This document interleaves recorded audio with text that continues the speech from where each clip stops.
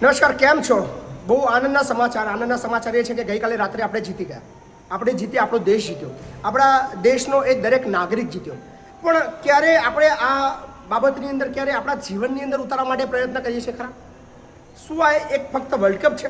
જે world કપની final હતી, આખી મેચ જે રમાઈ એની અંદર આપણું ભારત દેશ જીતી ગયું, અને એ જીતની અંદર અને આફ્રિકાની હારની અંદર ઘણું બધું શીખવાનું છે. એ મુદ્દા ઉપર આપણે ક્યારે આપણા જીવનની અંદર વિચારવા માટે પ્રયત્ન કરીએ છીએ ખરા? ચલો શરૂઆતથી જ બતાવો. સૌપ્રથમ ટોસ થાય છે. મેચના એક દિવસ પહેલાં બહુ બધી ચર્ચાઓ થાય છે કે કોણ જીતશે. આફ્રિકા ખૂબ મજબૂત છે, ઇન્ડિયા ખૂબ મજબૂત છે, આફ્રિકાની બોલિંગ બહુ સારી છે, બેટિંગ પણ એટલું સુંદર છે. શું થશે? અલગ મલકની વાતો થઈ. ફાઇનલી ગઈકાલે સમય આવી ગયો ટોસનો. ટોસ થયો. ટોસની અંદર ઇન્ડિયાએ ટોસ જીતીને પહેલાં બેટિંગ કરવાનો પ્રયત્ન કર્યો.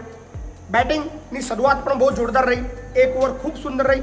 બીજી જ ઓવરની અંદર જ્યાં ખૂબ સારી ચાલી રહ્યું હતું, બધું જ પ્રોપર ચાલી રહ્યું હતું, જેમ આપણા જીવનની અંદર ઘણીવાર બધું પ્રોપર ચાલતું હોય છે, બહુ મસ્ત ચાલી રહ્યું છે, અચાનક વિકેટ પડી જાય છે.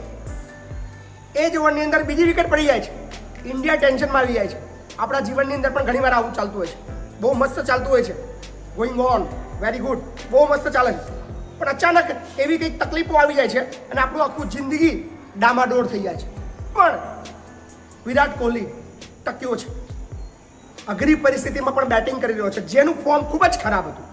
આખા વર્લ્ડ કપની અંદર વિરાટ કોહલી ક્યાંય પોતાનું પ્રદર્શન સારું ના આપી શક્યો. લોકો વાતો કરતા હતા કે ભાઈ કોહલીને આરામ આપો, કોહલી સારું નથી રમ્યો, પણ એનામાં ટેલેન્ટ છે, જે બધાને ખબર હતી. અને સૌથી મોટી વસ્તુ, એને પોતાના જાતને ખબર હતી કોહલીને કે હા, હું સારું રમી શકું છું.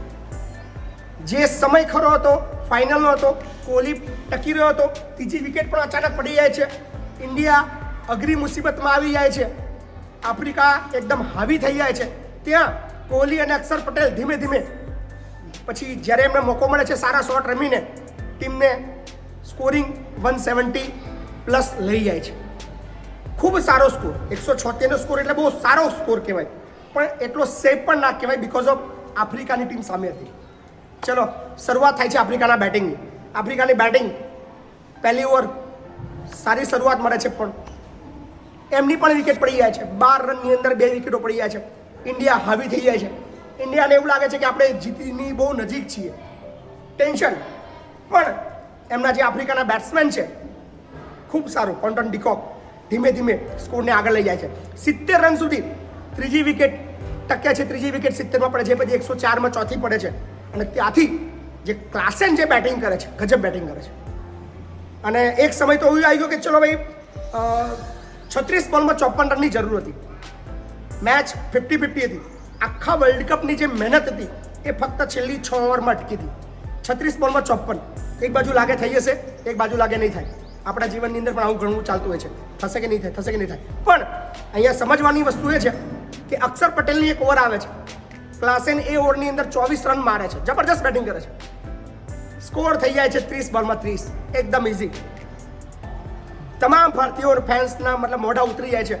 લગભગ 50% લોકો ટીવી બંધ કરી દે છે. બધાને એવું લાગે છે કે અહીંયા મેચ 2 ઓવર પહેલા સમાપ્ત થઈ જશે. 30 બોલમાં 30 એકદમ ઇઝી છે. અને જબરદસ્ત બેટિંગ. ક્લાસેન એટલું જોરદાર રમી રહ્યો હતો, બોલે છક્કા ચોક્કા મારી રહ્યો હતો. એટલે લગભગ મેચમાં કંઈ બચ્યું એવું મને ખુદને પણ નહોતું લાગતું. પણ અચાનક શું આવે છે, જે હુકુમનો એકો કહેવાય, આપણો બુમરાહ બોલિંગમાં આવે છે.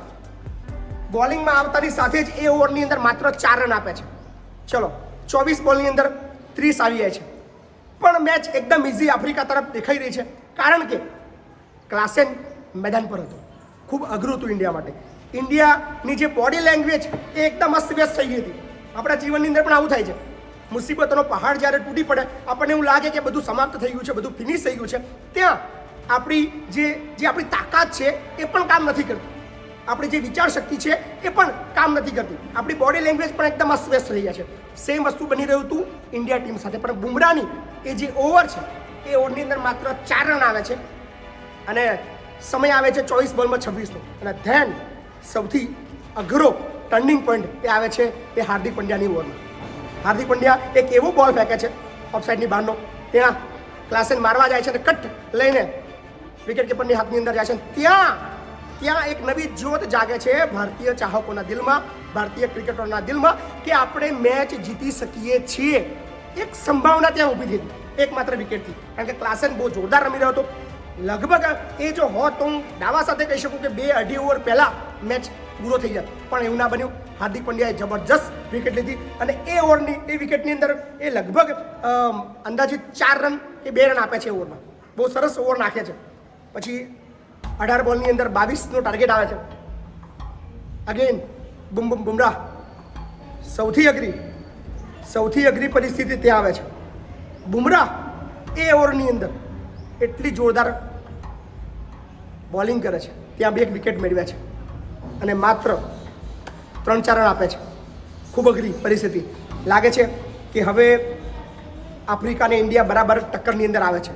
મેચ કોઈ પણ બાજુ જઈ શકે છે, પણ અગેન જે વાત કરીએ એમ સરસ મજાની એક ઓવર પડે છે અને લાસ્ટમાં આવે છે 12 બોલમાં 20. અને 12 બોલમાં 20 જે આવે છે એ પણ ચિંતાનો વિષય એ છે કે બીકોઝ ઓફ ક્રીઝ ઉપર છે મિલર, કારણ કે બહુ જબરજસ્ત બેટ્સમેન છે, ટેન્શન હતું. પણ ફરી પાછી એક જોરદાર ઓવર નાખવામાં આવે છે અને એ ઓવરમાં માત્ર જાય છે 4 રન. હાર્દિક પંડ્યા બહુ જોરદાર બોલિંગ કરે છે અને લાસ્ટ ઓવરની વાત આવે છે.